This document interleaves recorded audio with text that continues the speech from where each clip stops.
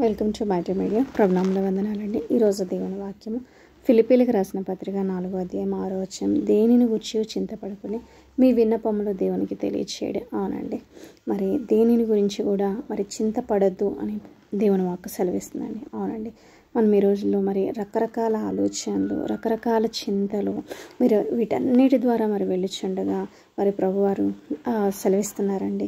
ఆయన అంటండి మన గురించి చింతిస్తున్నారంటండి. కాబట్టి మన చింతలన్నీ కూడా మరి ఆయన దగ్గరికి తీసుకెళ్ళి మనం తెలియచేయవలసిన వారిగా ఉన్నామండి.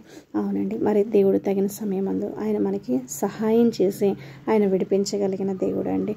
అవునండి, మరి విలియం కేరీ గారు ఆయన ఎంతో కష్టపడి మరి ఆ ముద్రణాలయం, ఆ ప్రింటింగ్ మెషిన్ అవన్నీ కూడా తయారు చేసుకున్న తర్వాత మరి ఒకసారి అక్కడ ఫైర్ యాక్సిడెంట్ అయ్యి అదంతా కూడా మరి కాలిపోవడం జరిగిందండి. ఎప్పుడైతే ఈ విషయం విలియం కేరీ గారికి తెలిసిందో మరి చూడండి, మరి ఎవరైనా అయితే మరి ఎంతో చింతిస్తారు. అరే, నేను దేవుని సేవ చేస్తున్నాను కదా, ఇవన్నీ కూడా ఇలాగ కాలిపోవడం ఏంటి, ఈ విధంగా జరగడం ఏంటి అని ఎంతో కృంగిపోతారు. కానీ విలియం కేరీ గారు మరలా ధైర్యం తెచ్చుకుని మరలా ఇంకా ప్రయాసపడి అదంతా కూడా మరలా పునరుద్ధరించడం జరిగిందండి.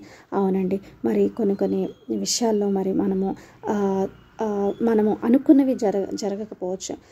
అలాంటి టైంలో మరి చింతపడి మరి బాధపడి కృంగిపోవడం మూలాన ప్రయోజనం లేదండి. దేవుని బట్టి మనం ధైర్యము తెచ్చుకొనవలసిన వారిగా ఉన్నామండి. అవునండి, ధైర్యం తెచ్చుకొని మరి ముందుకు సాగవలసిన వారిగా ఉన్నామండి. చింతపడుతూ మనం అక్కడే కూర్చుంటే మనం అలాగే ఉండిపోతామండి. అవునండి, అందుకే దేవుని వాక్కు సెలవిస్తుంది, చింతపడకూడి. అవునండి, సాతాను యొక్క ఒక బలమైన ఆయుధం ఏంటి అంటే చింత. అది మన హృదయాల్లో పెట్టేసి మనం బాధపడుతూ మనం అక్కడే ఉండేలాగా చేస్తూ ఉంటుందండి. అందుకే దేవుని వాక్కు సెలవిస్తుంది, చింతపడకుడి, దేనిని గురించి చింతపడకుడి. అవునండి, ఏ విషయాన్ని బట్టి కూడా మీరు చింతపడద్దు. మరి మీ అవసరతలు ఏంటి, మీ అక్కర్లేంటి, మరి ఏ విషయంలో మీరు చింతిస్తున్నారు, ఏ విషయంలో బాధపడుతున్నారు, ఏ విషయంలో మీరు విడుదల చూడలేకపోతున్నారు, ఇవన్నీ కూడా మరి మనం దేవునికి తెలియచేయవలసిన వారిగా ఉన్నామండి. దేనిని గురించి చింతపడకుడి, మీ విన్నపములు దేవునికి తెలియచేయడి. ఓకేనండి, ఈ చిన్న వాక్యాన్ని బట్టి చిన్న ప్రార్థన చేసుకుందామండి. పరిశుద్ధుడా, ప్రేమ కలిగిన తండ్రి, నాయనా ప్రభా, యేసయ్య దేవా తండ్రి, నాయనా ప్రభా, మీకే స్తుతులు స్తోత్రాలు వందనాలు చెల్లిస్తున్నానయ్యా. మా ప్రియులు దేవా, మరి దేని గురించి చింతిస్తున్నారో దేవా, ఆ చింత యావత్తూ తండ్రి నాయన మీ మీద వేసుకోవడానికి తండ్రి సహాయం దయచేయండి. వారి యొక్క విన్నపములు నాయనా ప్రభా, నాయన దేవా యేసయ్య మీకు తెలియచేసుకోవడానికి సహాయం దయచేయండి. నాయన కృప చూపించండి, దయ చూపించండి. నాయన ప్రభా, మీరే గొప్ప విడుదల నాయన వారికి అనుగ్రహించమని దేవనని అడిగి వేడుకొంచున్నాను. యేసయ్య ప్రభా, సహాయం దయచేయండి.